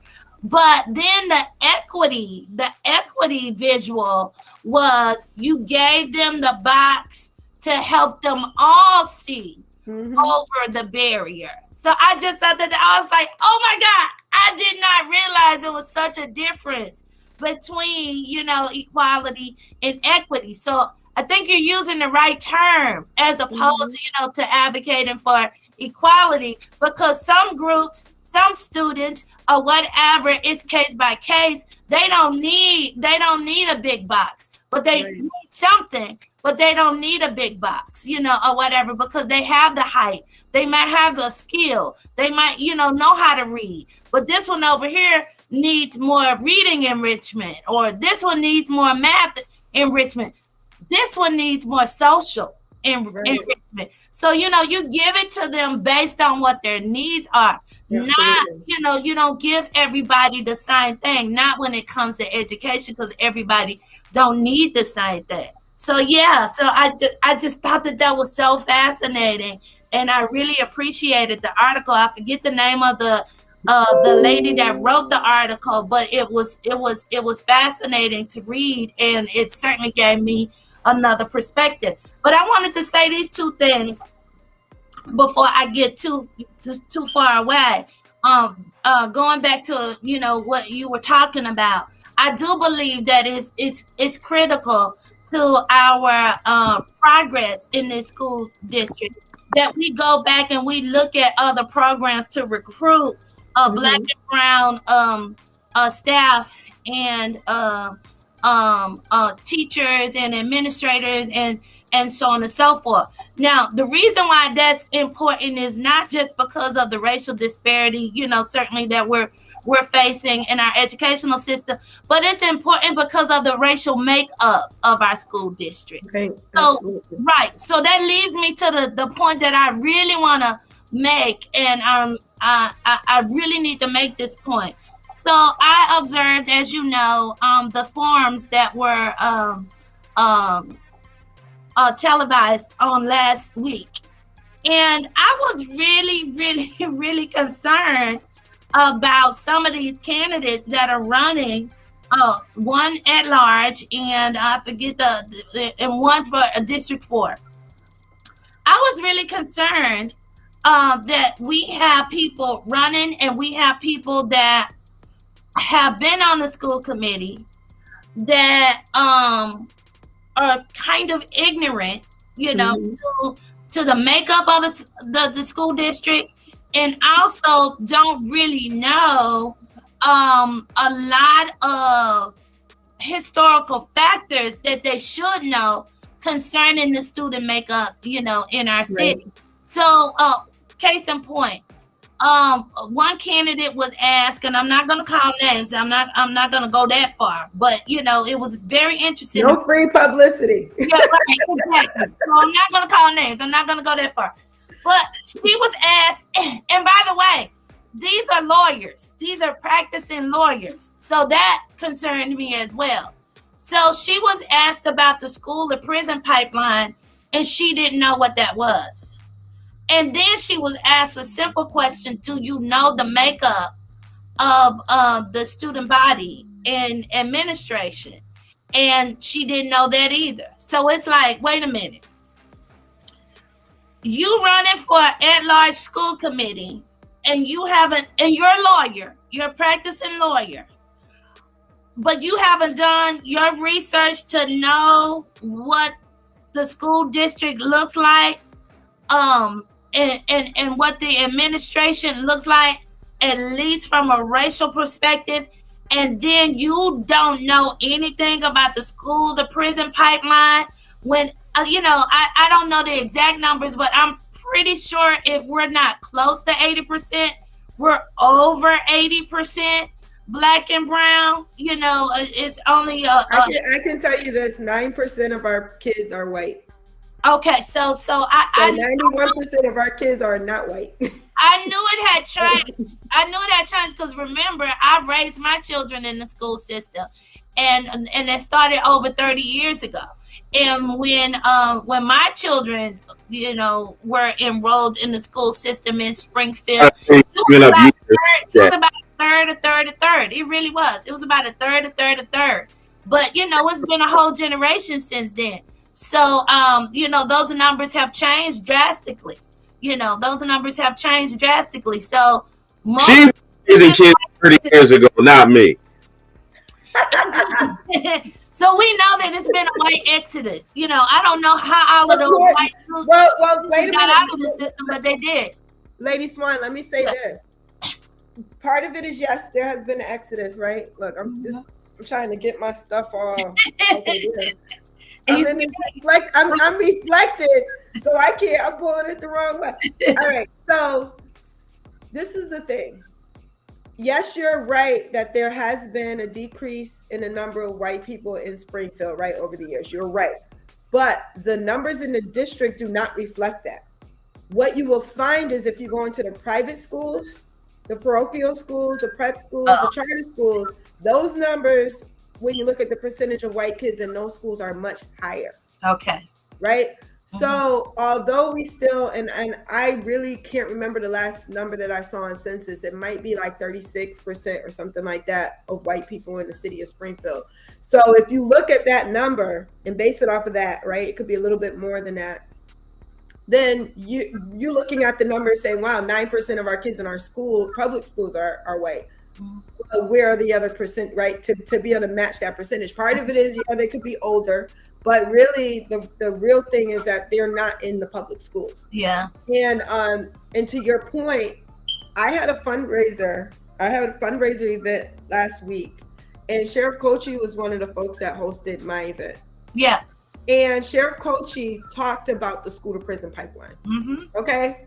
So here is a white man. Oh, how you Exactly. He talked about it, and he talked about his belief that me staying in that seat is going to help to minimize and mitigate as much as possible that school to prison pipeline, because we need people that really care about our kids. Now, if a sheriff can get up and tell you that there's a school to prison pipeline, thank you, and he doesn't want to see that pipeline continue. Now, let me chime in on that just for a moment, because one of the things that is critically important when it comes to elected officials, such as yourself and others, is a connection to the community and people who are willing to challenge the thinking, the policy making, and the activities of elected officials. Because there were some of us, and I'm one of them, I know, who helped to influence Sheriff Kochi to that point, because of challenging him early on when he was running for office on some of the language he used to use, some of the ideas he used to have that were not necessarily in the best interest of Black people. And one of the things I'll give Sheriff Kochi credit for is a lot of politicians, what happens is when you challenge them, they kind of shy away, they're dismissive, and they become a political adversary. He did not do that. He said, okay, Talbert, help me understand. And so we were able to, and to this day, to have dialogue and to say, hey, can pick up the phone and say, hey, man, this is what it is. And so I'm glad to hear that he's there talking about the school to prison pipeline, because if this was the Sheriff Kochi of several years ago, we might not have been having that conversation. Right. And that means a lot to me, right? And he'll tell you, I go to meet with him once a year at least, right? Because my whole thing is, in order for us to be a village and help our community, we have to be able to talk to everybody from all different aspects of and positions of power, right? And at the end of the day, and this could be another whole conversation, you talk about privatization versus public prisons. But when people are able to understand in that kind of position that this is a real thing, and that we have to be very careful about what we're doing in the schools, or it can lead to our kids ending up in prison or jail, or prison or the grave. That's what I meant to say, right? Because a lot of our kids that follow through that pipeline, they will end up in prison or they'll end up dead. And so what I really cannot, I absolutely detest is when somebody who does not look like me can tell me that there's no such thing as a school to prison pipeline, when I know what I see, what I've seen in my community. I know what I've seen in my schools. Right. I know what happens to the kids that I work with in the community. And so you can't tell me that. And to your point, this candidate that we're talking about, they asked about the police surveillance, right? And we voted on this in May or June, I think it was. We voted whether or not we were going to allow police to have unfettered access to the police cameras, surveillance system. Yeah. Now, what people may or may not remember is that we had implemented cameras in our schools many, many years ago, right? And it was necessary because it has absolutely been a blessing to us as a district, being able to see what's happening. Right. A lot of things have gone wrong, and a lot of things not have just gone with right, the students, right? With everybody, teachers, staff, whole nine. Right. Everybody knows about that. What people did not know is that we were going to be voting on whether or not the police could access the system and not have to go through the district for permission to access video footage. And what that meant and how that was supposed to happen, what was identified as an emergency, because what they said was an emergency was not necessarily documented in the MOU or the agreement. So when Denise Hurst, Barbara Gresham, and I all voted against it, we didn't have a problem with the police having access to the external cameras. We had a problem with the police having access to the internal cameras because when they said in case of an emergency, they didn't define what an emergency was. Right. Does that mean somebody calls 911 and now the police has access because somebody called 911 for a certain school? Right. Is it because a fire alarm went off? Like, what is considered an emergency where a police officer should be able to access our building? And because they couldn't tell us that, we all voted no. Yeah. Or is it because a police officer was caught on surveillance, and needed to get that video? Thank you. So to your point, Bishop, right? That was not defined. So we voted no. That's why you voted no. Lost the vote, right? We lost the vote because 4 people voted yes. Yes. Right? So that question was asked in the form because it's not their kids that's there. Right. And so when the question was asked, I don't know if you were on at that time, but when that question was asked about what this particular candidate thinks about the police surveillance, the response was, I'm a former prosecutor, so of course I believe in police surveillance. Right. And the further part of the conversation, the end of it was that then we could see if people are doing anything illegal that they should be arrested. Mm-hmm. That is the exact reason why we said we didn't agree. Not because we want criminals to be able to go free and just do whatever, because we don't believe in that either. But if we're gonna surveil our kids and arrest them in the schools, then we better have surveillance in Agawam. We better have surveillance in East Long Meadow. We better have surveillance in Ludlow. Why? Because all of our districts, public districts, have a problem with drug addiction or abuse. We have a problem with things happening in the buildings, right? Mm-hmm. So we're not saying that 100% of the time our kids are doing everything they're supposed to do. But what we're saying is, if you're gonna arrest my black boy for doing something as a high school student, they're 13 or 14 years old and still haven't learned that may not even be the right thing to do. Then go to the other school districts where they're not predominantly black and brown and arrest their 13 and 14 year olds, and they're not gonna do that. Why? Because they know that's wrong. So if they know it's wrong for their kids, why is it right for our kids? Right. But another aspect that was brought up, by people like myself and Sister Tanisha on that night when we heard those things, which was very disturbing to us, right? Was the fact that, we got to also bring into our thought process that, first of all, we're dealing with a corrupt police department. So as a parent, I already don't trust you anyway. I don't trust the way that you police my child in the first place. And why is my child being arrested in school? Like, what's going on, with the system to where they feel like there's such a need, to have police in our schools, in public schools, when there's no police in these private schools and other schools, or whatever the case may be. So like, what is that about? That's one thing. That's one aspect. But, at the end of the day, they need to understand that as a parent, as a resident in this community, we don't trust you anyway. And that's part of the reason why we don't want you to have unfettered access to surveillance cameras, in the schools, because we don't trust what you would do with it. We already saw how you did it, You hid it. And if it wasn't for somebody else, having filmed that police officer beating that child, because that's what he was, beating that child, it would have never been brought to the table. Right. We would have never seen it, or whatever. So, no, we don't trust you. That's the other part. We might not mind having surveillance cameras in the schools, but we do mind a corrupt police department having unfettered access, to those. And you know what? I'll be honest. Even if it wasn't a corrupt police department, I still would have a problem with it, right? I think that at the end of the day, a school is supposed to be about educating our kids and a place where people can work at and feel that they can do that. If for some reason they can't do that, if for some reason our kids are doing things they're not supposed to do, then why? Yeah. Right? We don't increase the amount of money we spend on having police officers in the building. We increase the number of counselors that we have in the building. We increase the programming that we need to have in place so we can understand why.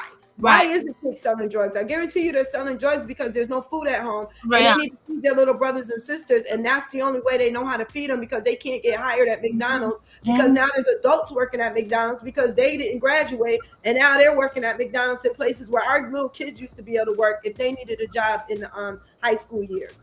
So let's talk about these economic issues that are leading to our kids doing things. Housing. Exactly. Housing issues. Our kids don't want to sell drugs. They don't want to get up in the morning and say, how can I go get in trouble and get arrested? No. That's not their goal in the morning. But if they're living in an environment and they got brothers and sisters that are hungry, or they're living in an environment and they don't have clothes, or mommy's doing whatever, maybe working 3 jobs, maybe out of the house and nobody knows where she's at. Maybe mommy's not even there and grandma's taking care of you. And you want to get them sneakers because you're going to get beat up in school if you don't get those $150 sneakers. That's the problem. Why are we not dealing with that? Why are we not dealing with that issue? Why are kids getting beat up because they didn't come to school with the right sneakers on? Right. So to me, it's a social issue. There's social programming that needs to happen. Right. There's youth programming that we need to be supporting and encouraging. And that's where our resources needs to go. Our resources need to go there, not looking to catch somebody so we can arrest them. But how do we support our community? Because if we support our community, if we challenge our smart kids, if we challenge our kids that are sitting in a classroom bored out of their mind from a teacher who don't know what they're doing, if we challenge that teacher and give them resources, how do you connect with a kid because you come from East Cupcake and this kid does not even know who you are and can't relate to you, and you can't do the same, and you're taking what they're saying as disrespect and want to suspend them when they're not meaning it that way, but because you won't get to know them, you're going to just throw them out the classroom instead of giving them a chance. These are things that we need to talk about, right? Because I innately believe in the good, right? I believe that there's good in everybody. And some people think I'm Pollyannish about it, but I have to believe that way if I'm going to fight the way that I fight. I can't assume the worst about everything, because if I do that, I'll get disgruntled and I'll say, forget it. It's not worth it. You can't win. But I believe we can win, because I've seen it happen in some of our schools where we went from level 5, level 4 status, and we're at level 1 status. I know we can do this. But we got to do it together. We can't do it by ourselves, and we can't say to the school committee, y'all figure it out.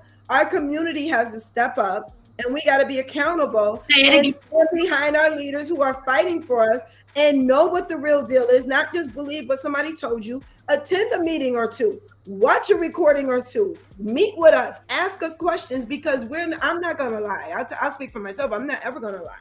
I'm going to tell the truth. And I believe that, the folks that I sit on the school committee with are going to do the same. So I'm glad that you went there, because unfortunately our hour is up. I can't believe it. I cannot believe it. I mean, because I can just go on and on and on and on and on just with a discussion with you. I can't imagine if other people had time to show up today where this conversation would be right now. But nevertheless, this has been amazing. So I wanted to end by asking you this pertinent question, I feel. So what is it that the voters need to know about this election, and why it is so critical, for us to step up and do what we need to do to bring the right people to these committee seats, to these school committee seats? Well, number one, I would say is that we can vote on things as individuals, but when we get a block, right? So you have to have a majority vote on issues in order to pass them, right? you have to have a majority vote in order to get things even on the agenda sometimes. Because sometimes you can ask for things and call for things. Right. Four people have to agree that you want to get something on the agenda, that you want to pass it. In this particular election, we have the opportunity to have folks that are working in the community, at least 4 people that live in our community, grew up in our community, have kids that go to school in our community, that are saying we are going to fight for what's the right thing to do for all of our kids, right? And we know that means we have to do what's right for our Black kids. And you have to, because if you do what's best for the Black kids, you're always going to do the right thing for everybody else. Everybody else. Automatically by default. Studies show that. So I think that is really, really important. And I also think folks need to understand that over the next 4 years, there are going to be some very important things determined. And if we don't have folks that are going to vote according to what's best for our community, then it's likely that those things are going to go in a direction that's not best for our kids. Right. So in a nutshell, without taking 20 minutes as evangelists like to do, I'm going to sum it up that way.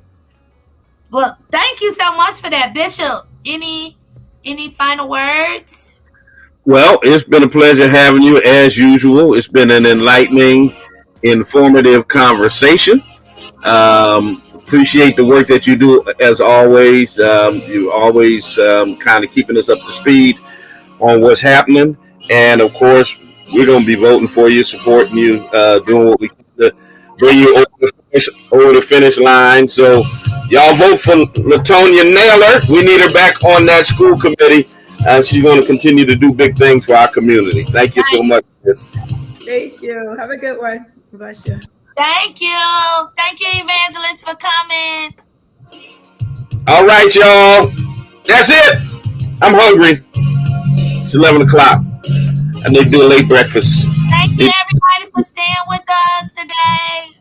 I hope you were inspired. I hope you learned something. I hope whatever. You were empowered. All right. Until the next time, we out. Check us out on Sunday, 11 o'clock a.m. Spring of Hope. Till the next time we talk to y'all. Remember, always fight for justice and keep on flowing. We out. Bye.